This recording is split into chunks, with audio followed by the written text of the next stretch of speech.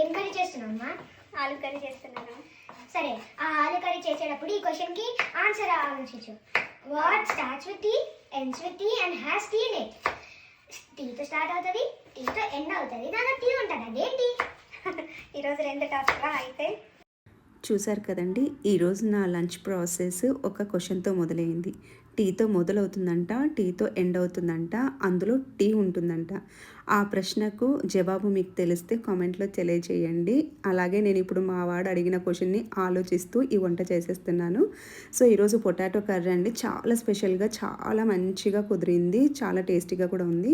దానికోసం ఫస్ట్ చూపించినట్టుగా కుక్కర్లో ఆలు టమాటా ఉడికించి పక్కకు పెట్టుకోవాలి. అలాగే ఒక ప్యాన్ పెట్టుకొని అందులో మసాలా దినుసులు వేసుకోవాలండి. ఎక్కువ ఏం కాదు, స్టార్, మొగ్గ, జీలకర్ర వేసేసుకొని ఒక చెక్క వేసుకొని మగ్గించుకొని ఆనియన్స్ వేసుకోవాలి. ఆనియన్స్ మగ్గే లోపల నేను ఇప్పుడు ఒక మిక్సీ జార్లో జింజర్ వేసుకున్నానండి, కోకోనట్ పౌడర్ వేసేసుకున్నాను. అలాగే సోంపు, ధనియాలు కూడా వేసేసుకొని ఒకసారి మిక్సీ పట్టుకున్న తర్వాత మళ్ళీ ఉడికించిన టమాటాను పీల్ తీసుకొని మిక్సీ పట్టుకున్నానండి. ఇప్పుడు మనము మూత తీసి చూస్తే ఈ ఆనియన్స్ అనేవి బాగా బ్రౌనిష్ వచ్చి బాగా వేగిపోయాయి. ఈ స్టేజ్లో మనము మిక్సీ పట్టుకున్న ఈ పేస్ట్ని వేసేసుకోవాలన్నమాట. ఇలా వేసుకున్న తర్వాత కొంతసేపు కలబెట్టేసుకోండి. ఇందులో సాల్ట్ కూడా వేసేసుకొని మనకు కూరకంతా సరిపడ సాల్ట్ కూడా వేసేసుకొని కలుపుకొని మూత పెట్టుకొని మగ్గించుకోవాలండి ఆయిల్ తేలేంత వరకు. ఈ లోపల మనము ఆలు కూడా పొట్టు తీసేసి ఇలా కొంచెం స్మాష్ చేసుకోవాలండి.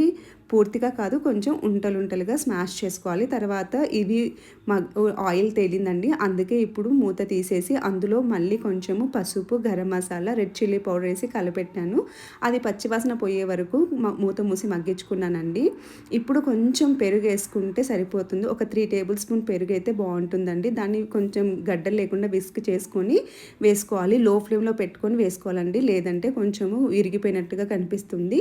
సో అలా వేసుకున్న తర్వాత కొన్ని వాటర్ వేసుకోవాలండి. 1 కప్పు వాటర్ వేసుకొని మళ్ళీ మరలేంత వరకు ఉంచుకోవాలి. ఇలా అయినప్పుడు మనము మళ్ళీ కలుపుకున్న తర్వాత లాస్ట్లో మనము స్మాష్ చేసి పెట్టుకున్న పొటాటోస్ని వేసుకొని కలిపేసుకుని మళ్ళీ 5 మినిట్స్ మరిగించామంటే మనం వేసిన పొటాటోస్కి మసాలా అంతా పట్టి చాలా టేస్టీగా ఉంటుందన్నమాట. ఇంతేనండి, ఇలా మూత మూసి 5 మినిట్స్ మరిగిస్తే సరిపోతుంది. ఆఖరణ కొత్తిమీర చల్లుకొని మనము ఫ్లేమ్ ఆఫ్ చేసేస్తే చాలా టేస్టీ అండ్ స్పైసీ ఆలు కర్రీ అనేది రెడీ అయిపోతుందండి. సో ఇప్పుడు మా అబ్బాయి అడిగిన క్వశ్చన్కి మా వాడు ఆన్సర్ చేస్తున్నాడు. మీకు తెలిసింటే ఓకే, లేదంటే లాస్ట్లో ఈ ఆన్సర్ విని కరెక్ట్ కాదో చెప్పండి. అంతేనండి, ఇలా వేడి వేడి అన్నంలో కర్రీ వేసుకొని తింటే అదిరిపో